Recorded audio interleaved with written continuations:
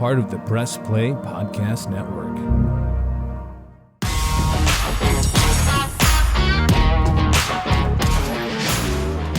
Welcome to the latest edition of the Dennis Manoloff Show podcast, part of the Press Play Podcast Network. For this show, I am pleased to welcome special guest Luis Gonzalez, the hero of the 2001 World Series, Arizona Diamondbacks against New York Yankees. For my money, the greatest World Series ever, considering all the circumstances. Luis Gonzalez delivers the walk-off hit in the bottom of the ninth, Game 7, as the Diamondbacks defeat the Yankees 4-3. Luis, we'll start with this. The 2001 World Series, I mean, I say it's the greatest ever, but obviously I'm biased, and I've also, haven't seen anything before 1967. But as you were living the World Series, as you were playing in it, did you get a sense of how epic it was? Well, we were hoping that it wasn't going to be as epic. I mean, after us winning the first two games, but just knowing the magnitude of it after being 9/11, 2001, with all the tragedy that had happened in New York City and our country, and then going to New York City and, having an off day there, and then going down to Ground Zero, walking through that, just kind of paying our respects to everyone. And we just wanted the people there to know that, there's bigger things in the world than baseball that was going on. And that was, that was a major time in our history now in the country. But, after the way the World Series played out, those guys winning the 3 games in New York City with all the dramatics, that city needed something like that. And then for us to come home and win it in front of our home crowd, it couldn't have played out any better for both sides, really. All right, so games 1 and 2 in Arizona, you win decisively 9-1, 4-0, and as you mentioned, you go to the Bronx and a 2-1 loss, a 4-3 loss in 10, and a 3-2 loss in 12. Just absolute gut punchers. As you're heading home for Game 6, what's going through your mind collectively? How are you guys trying to overcome, or what did you do to overcome this 3-game stretch where you easily could have won the World Series and instead you're trailing 3-2? Yeah, I mean, it was a tough ride back to Arizona. Believe me, it was quiet. Because we felt like there was a couple of those games, even though they were all close games, that we had a one hit away or one pitch away from being able to just win that World Series, either 4-0 or but it just didn't work out that way for us. But, we were happy to get back home and play in front of our home crowd and be a part.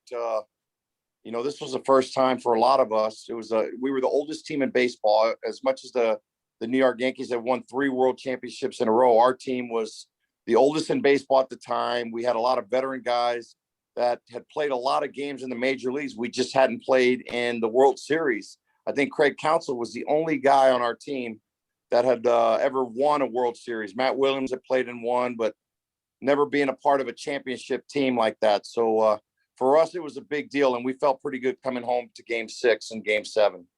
Yeah, you had to bring up Craig Counsell. Of course, we in Cleveland remember him for scoring the game-winning run, Game 7 of the 97 World Series.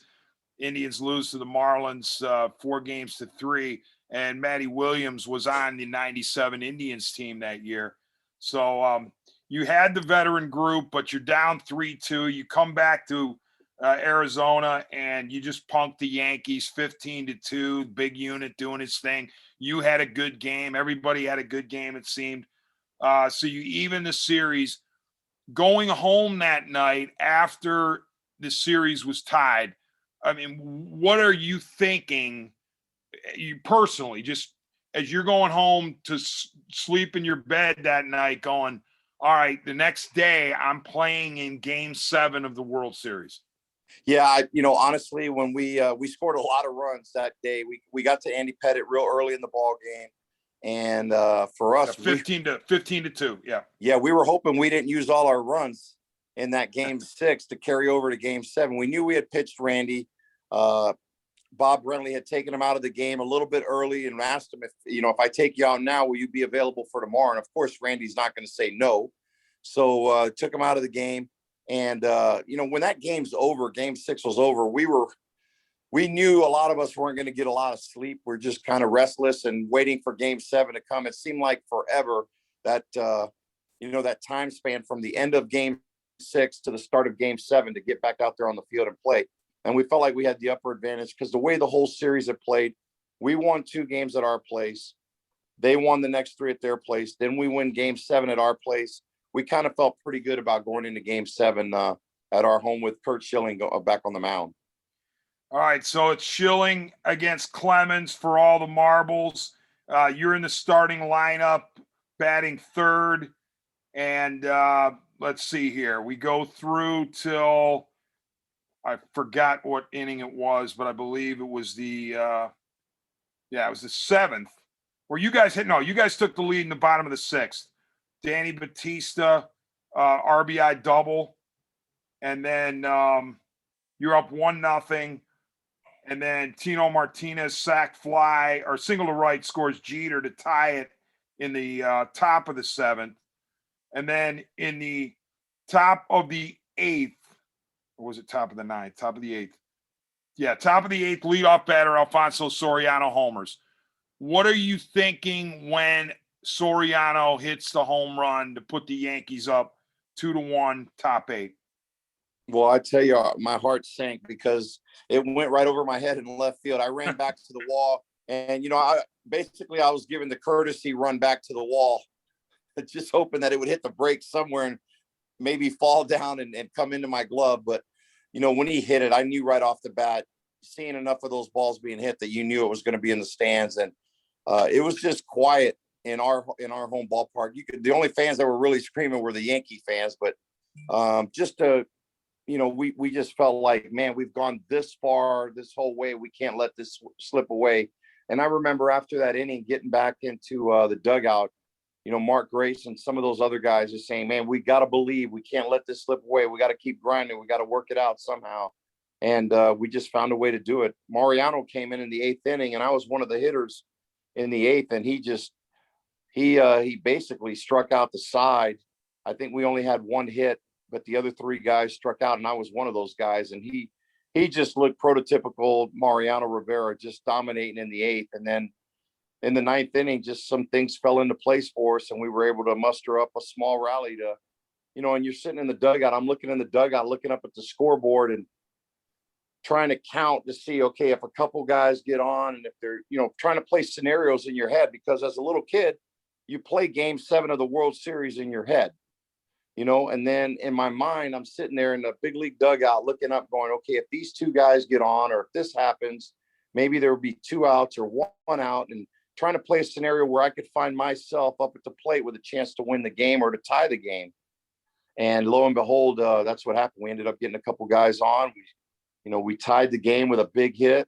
And then I got to come up with the big hit off of Mariano in the bottom of the 9th. Oh yeah, we're going to review that blow by blow in a second here, but yeah, Randy Johnson comes in the top of the 8th to finish off the 8th inning for Schill. I think Miguel Batista was in there for a batter, and then Randy Johnson finished off the 8th. You mentioned Rivera comes in the bottom of the 8th. You're the leadoff man, and you strike out swinging. Then he gets Matty Williams to strike out swinging. Single to right by Steve Finley, and then Danny Bautista with a strikeout swinging. The 8th inning AB against Mo Rivera, what did he do to get you out, and what had been your history against Mo Rivera to that point? I think I only had maybe 1 or 2 at-bats because I was in the American League only 1 year with the Detroit Tigers. So I didn't really have much of a history. I knew he throws the cutter, but after that at-bat, I had always, coming into the ninth, I said, man, if I get up in the ninth, I'm going to be more aggressive, because I think I took a pitch to lead off that inning. I usually try to gauge speed or take a pitch off a guy and kind of see where it's at. But with him, man, there's no margin of error off of Mariano. You don't want to fall behind with him because he's so dominant. And, he's been in that situation so many times. I mean, he relishes in that moment. And for me, I was saying, when my turn was coming up, I don't want to take pitches and let good pitches get by. So I want to be a little bit aggressive. I didn't want to fall behind in the count. Do you think you struck out in the 8th on a cutter? Oh yeah, that's basically all he throws. So yeah, he got me. Yeah. Okay. And you know what, as a left-handed hitter, it seems like the more you look for it, the deeper it gets in on your hands. So, you just try to look out over the plate and, and hope for the best. I mean, there's been hitters in the game that when they were facing Mariano, they didn't take their good bat that they've been using in games up to the plate against him, because they didn't want to, especially a left-hander, they didn't want to break their bat or anything like that, because if they're having a good streak, they're willing to say, okay, I'll take my chances with my backup bat, is, not take it up there against a guy like Mariano. All right. So the big unit comes out, top 9 goes 1, 2, 3, bottom 9. You're down to 3 outs in your season. You had mentioned the dugout with Mark Grace saying, hey, we got to get it. We got to figure out a way to win here. I remember interviewing him once, and he said, I had to get on by hook or by crook. It just didn't matter how I was going to do it. I had to get on base. He leads off with a dump single to center field. David DeLucci pinch runs for Grace. And then Damian Miller steps up. And Miller has the bunt. And Rivera fields and throws it to, was it late? Wasn't it late to second base? How did that one go with Miller's bunt? I forgot. Yeah, I think Mariano just kind of threw it a little bit offline to second base. Yeah, it's an E1. You're right. It's listed as an E1. It kind of hit off of Jeter's glove, and then Jeter was kind of hobbling around because DeLucci went in pretty hard into second base to try to break up the double play. So, and you know what? And at that point, we were like, oh man, something's happening here that doesn't normally happen to this New York Yankees team. They always find a way to win games. So for us it was the break really that we needed at that time. And then Jay Bell with the bunt to Rivera. And this is where there's some controversy. I wonder how you saw it unfold. Rivera, if I recall, he throws to Brocious at third, and some wondered why Brocious didn't fire back to first to try to get the double play. Were you nervous that Jay Bell was possibly going to bunt into a double play there? No, I mean, that was the right play for us at the time, was just to try to get a sacrifice bunt down to move the runners. It just didn't work out for us. And I mean, nobody really knows. I know they showed replays of where the runner was going down first base line, if Brocious would have had a chance and things like that. I mean, everybody can always second guess. If it works out good for you, then it was supposed to be like that. And if it doesn't, you always have the second guessers. But I mean, he made the play, and he's played enough out there to know if he should have made that play or not. And I mean, I guess you'd have to ask Scott Brocious, if he had to do it all over again, would he have tried to throw him out at first base or just eat it the way he did there? All right. Next up is Tony Womack. And Womack hits the double down the right field line. The pinch runner Cummings scores. And now it's tied, Jay Bell to third base. Your reaction when you saw what Tony Womack was able to do against Mo Rivera? Well, he was the perfect guy for us right there, because he's a guy who likes the ball in. And, man, to keep that ball fair the way he did inside the right field foul line, just right on the line, was incredible. I mean, we couldn't have had more perfect hitter at the right time for us right there in that situation than Tony Womack. He got the big hit. Cummings scored, and then Council's on deck going up to the plate, and I'm on, he went from the on-deck circle to the plate, and I'm on deck now, and I'm thinking to myself, man, he's going to win this game, because he was the championship series most valuable player. He'd had a good series, and I said, they're probably looking out there and saying, okay, we don't want to walk Counsell to face Gonzalez. Let's see, because I was hitting third in the order and I had a good year. And I'm sure they were saying, okay, we don't want to have to face this guy. Let's try to take our chance with Counsell. And then Mariano hits him with a pitch. And, then all of a sudden the moment was for me. And then, so many different things. Yep. Yeah, hold on. Before I got to get you before I get you into the box in that situation. Yeah. For you to say you had a good year in 2001 is like saying the sun is hot or water is wet. 57 bombs, 142 ribbies, 100 walks, and just 83 strikeouts. The OPS was I think 1.1 something. Just an incredible season for Luis Gonzalez. And so I think you finished third in the MVP voting. So you had this monster regular season. In the postseason, you had some hits, but it wasn't like you were dominant in the postseason. I mean, it's hard to dominate any postseason. But are you at all thinking, as you're heading to the plate in this situation, that I can put a cap on one of the greatest individual seasons ever, or I can, if I fail and we lose, this season is flushed?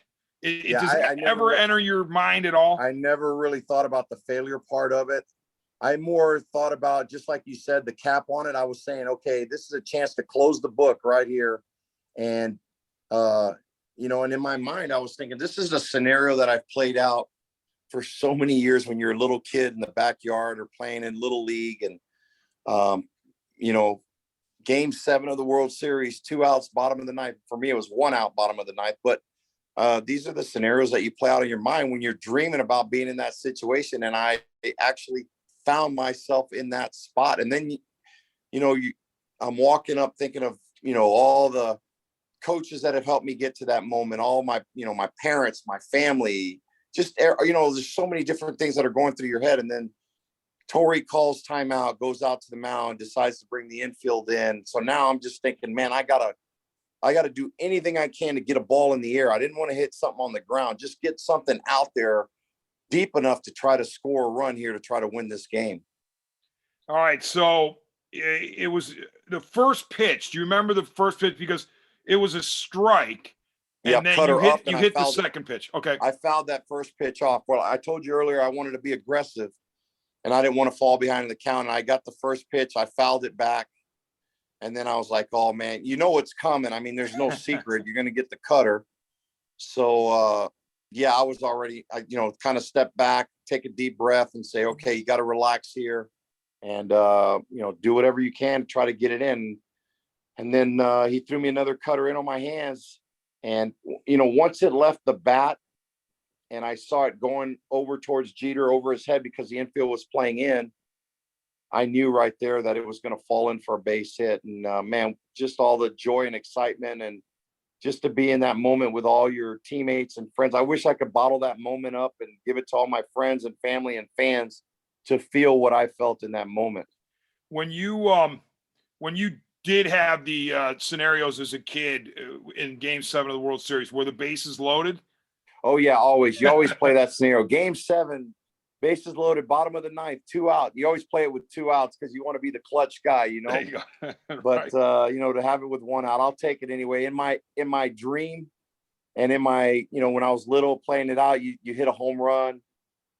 In reality, I will take the bloop single for the rest of my life. Believe me. Yeah, I interviewed you. I think it was the next season about that, and I said, how ironic that a guy who hit 57 bombs used a 100-foot single to be, legendary. That it was just like it happened to be the season where you had 57 home runs, right? And your game winner is a single that was so timely and so placed so well. All right, so it bloops over Jeter. And well, again, I don't want to say a bloop. It was a smash over Jeter's head. You're jumping up and down. We see that as you're going to first. You got to remember to touch first, of course. Right. But then what? Just take us through the next, I don't know, 2 minutes, 5 minutes, 15 minutes?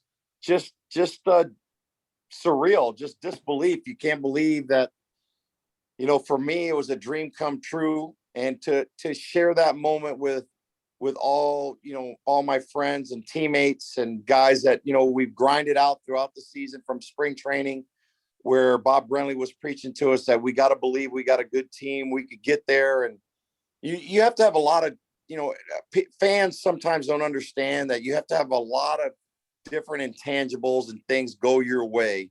You got to be lucky too, but you got to have guys that have surprise years. You got to have some pitchers that step up. Obviously it's great when you got Randy Johnson and Kurt Schilling, your 1A and 1B on your staff, but you still got to have other guys to fill in those days that are consistent and go out there and win you some games too. And then you got to have some hitters that are going to step up and have big years. And it's not just 25 guys. There's going to be guys. When we broke camp, I remember Bob Brenly telling the guys that weren't going to make the team, hey, be ready, because it's going to take more than these 25 guys that are leaving right now to win a world championship. We're going to have to dig down into our farm system and bring up guys. And we did. We brought up about 10 or 15 guys, maybe more, that had to come up, during injuries and different things like that throughout the year, that had to fill in and step in. And one thing that our team did, we were a veteran team. We treated the number 25 guy on the team just as good as we would our number 1 guy on the team, because we wanted everybody to know that they were an important piece to that puzzle to help us win a championship. Yeah, I'm so glad you brought that up, Luis, because in the 9th inning, to review the players involved in the bottom of the 9th for the Arizona Diamondbacks, Mark Grace, and then he was pinch run for by David DeLucci, Damian Miller, pinch hit, and then you had Jay Bell pinch hitting for Randy Johnson, and then you had Midre Cummings pinch running, Tony Womack delivering a hit, and Counsell and you. So, I mean, it was an eclectic group in the 9th inning, but it wasn't, Hall of Famer after Hall of Famer after Hall of Famer that was coming to the plate or pinch running or pinch hitting. Right. And you basically named a third of our team probably that had to take part in that 9th inning. So, I mean, you're right. It was a collective effort from everybody on the ball club.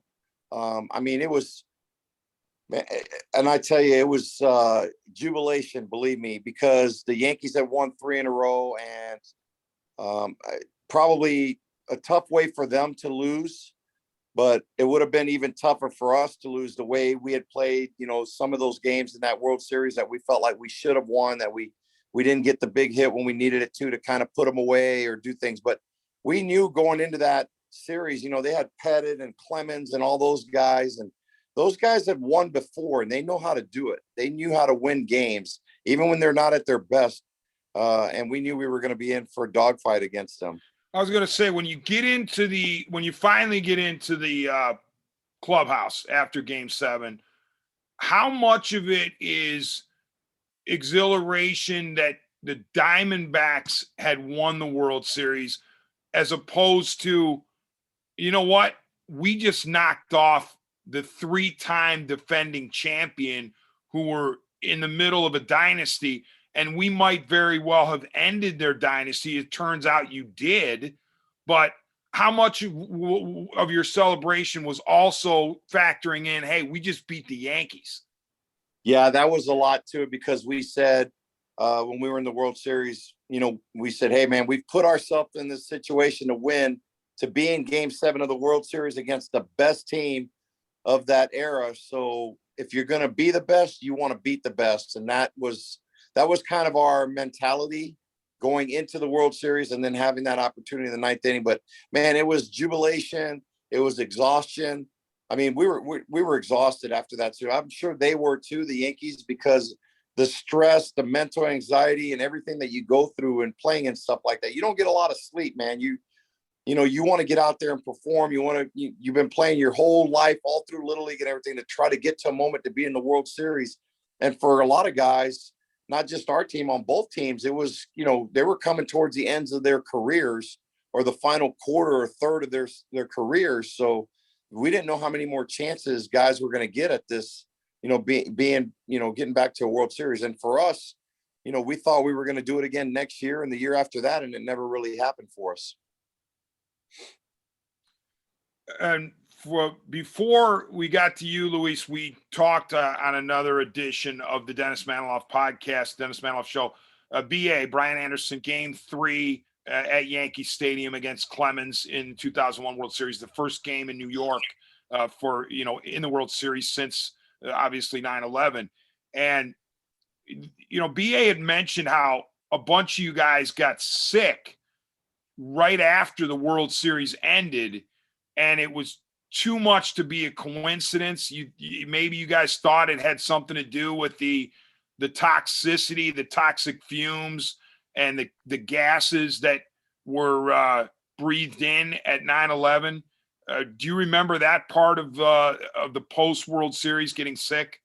Yeah, I didn't have any symptoms or anything like that. I do know a couple guys, I guess Brian was saying, that got sick, but I didn't have any issues. I was on a cloud. I was on a cloud for a while there after the World Series. So I never really, maybe I didn't slow down enough to just relax and everything. It was just, I wanted to spend time with my family, my wife and kids. And then I wanted to go to my home in Florida and celebrate with my family there, and just be around friends, because the season is such a grind and everybody's so supportive, and they're around you throughout not just that one season, but your whole career. And to get a chance to do something like that, you want to be able to share it with everyone.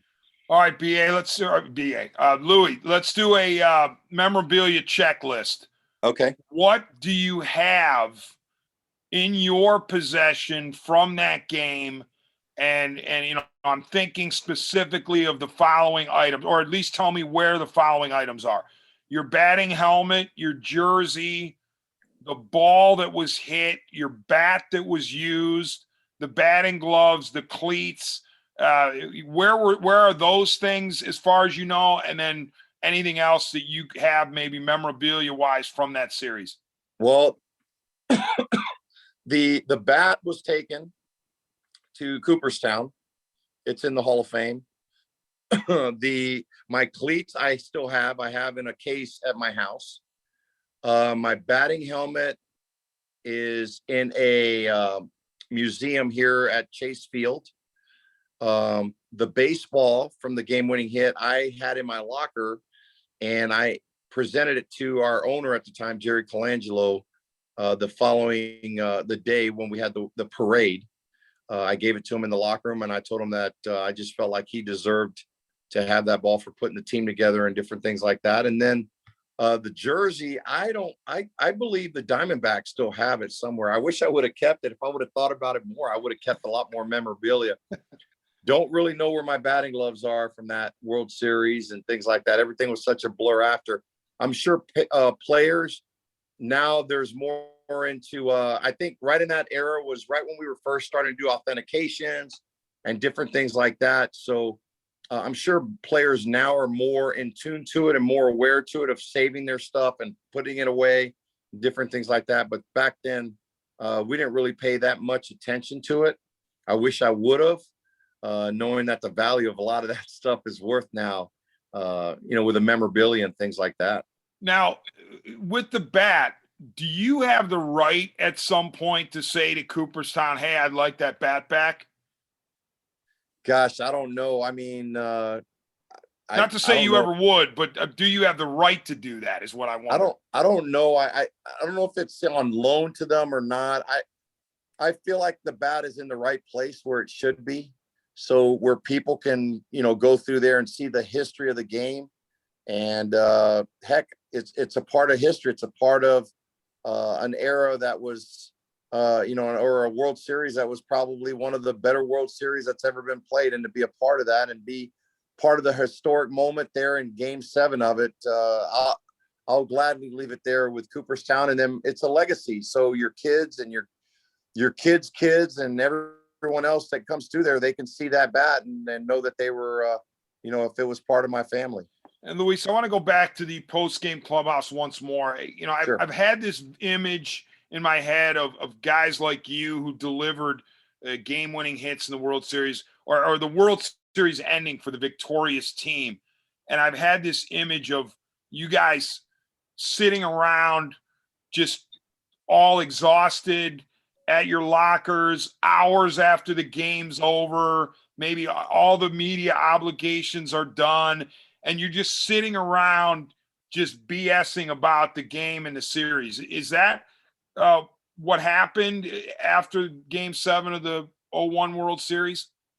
Yeah, well, for a while there, because there were so many veteran guys on the team, we were able to kind of regroup a month or so later and just kind of relish in the moment and just realize what we did. I mean, it was an accomplishment that we had kind of set out as a team goal at spring training, and Bob Brenly was our manager.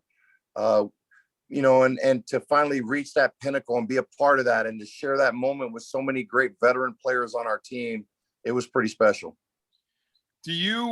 How many times have you seen Rivera pitching to you in the ninth inning?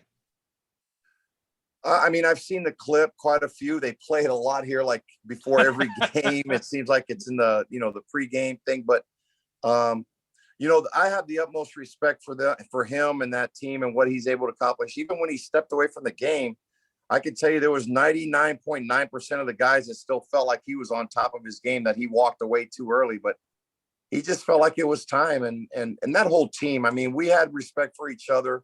There was no showboating out there on either side. Everybody knew it was a grinding World Series. Both teams were veteran clubs. They both had been there, respectfully played in leagues for a long time. There was a lot of leadership on both teams. So it was a fun World Series to be a part of. All right. And the list, as I can tell, as my research indicates, this is the list. Earl McNeely of the Senators, 1924 against the Giants. We have Bill Mazeroski of the Pirates, 1960 against the Yankees. Gene Larkin of the Twins, 1991 against the Braves. Edgar Renteria of the Marlins, 1997 against the Indians. And Luis Gonzalez, 2001 Diamondbacks against the Yankees. As far as I know, the only 5 players with walk-off hits in Game 7 of the World Series. Luis, when I say you are one of a handful in the history of the game to walk off a World Series in Game 7, what do you think? I think of myself as a little kid and now as an adult saying dreams do come true.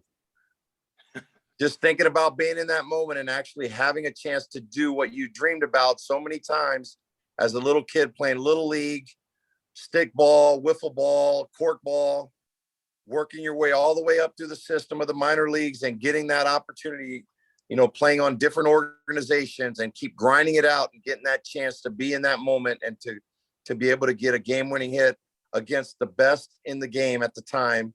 And maybe in the history of the game as a reliever, Mariano Rivera, it's something that nobody can ever take away from me. And it's pretty special. Yeah. Every time you take that swing against Rivera, it's a base hit. That's the coolest part. Every time you watch it, you get a hit. So yeah. The aftermath, and I know you would have liked, as you mentioned, to have strung some World Series wins together. But the fact is, 01 stands alone for the D-backs. And I'm not saying that you, again, preferred just one World Series win. But as you look back, does it magnify how much the 01 team meant, as in the 85 Bears, the 2016 Cleveland Cavaliers, teams that weren't able to put together a dynastic run, but it almost makes that one year when you did win all the more special. Yeah, it really does. In 99, we had a great team. We felt like that 99 team we had was just as good as the 01 team. And we lost in the playoffs on a Todd Pratt home run to center field where Steve Finley kind of jumped into the wall in center field at Shea Stadium. And it just got over his glove. And, we felt like we had just as good a team to get there to that World Series. I think that year was the year that the Mets and the Yankees played against each other. So for us to come back from something like that with a good core of those guys and get back at it and and have a chance to get at 2001. And we kept telling ourselves, we don't know how many opportunities we're going to get. I mean, a lot of us have played for 10 plus years in the major leagues, and you want to take full advantage of it when you're there. And we were able to do that at the time. And Luis, one more thing about the AB. Were you nervous at all when you came to the plate, or were you a veteran who was professional enough that nerves did not enter in? What is the nerves situation in a case like that? Well, I think more of playing the scenario out in your mind before it happens. You as a professional, you try to prepare yourself for that moment. There's no moment bigger than the one I was in there at that time. So of course, walking up to the plate, your heart's pounding, you're thinking about it. But once you get between the lines or you step into the batter's box and stuff, you're focused in on the task that you have at hand. And for me, I didn't have a lot of time to think about a lot of other stuff once I got in that batter's box, because I was facing the best reliever in the history of the game. So I better be on point when I get in there. And I had a game plan, going up to the plate, what I wanted to do. I said, hey, I want to be aggressive. I get a pitch in the zone. I don't want to be taken. I don't want to fall behind. So, but once I got in the batter's box, there was nothing but just focus on, I didn't pay attention to, the 50,000 fans standing on their feet, screaming and hollering. How many people were at home watching, my mom and everybody. I thought about that before I got in the batter's box on the way up there. But once I got in the batter's box, it was about trying to, one-on-one, trying to get that hit off of Mariano. Is it true what we hear, those of us who've never come close to achieving the level that you did as a professional athlete? Is it true that you get into or did you get into that situation where once you got into the box, somehow you didn't hear the noise? It was almost like a tunnel effect. And because you were so locked in on what Rivera was doing, that you weren't really aware of the noise per se?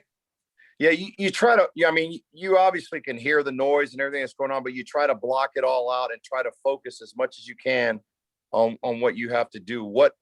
I had a situation where I knew that I couldn't hit a ground ball. I had to get something up in the air. And, you're thinking all these things in your mind. Okay, do I need to change my swing? What do I need to do here? So, you try to prepare for that situation before it happens. So when you get into that moment, there's not a panic that goes through you. It's more of a sense of, okay, I've thought about this scenario a bazillion times.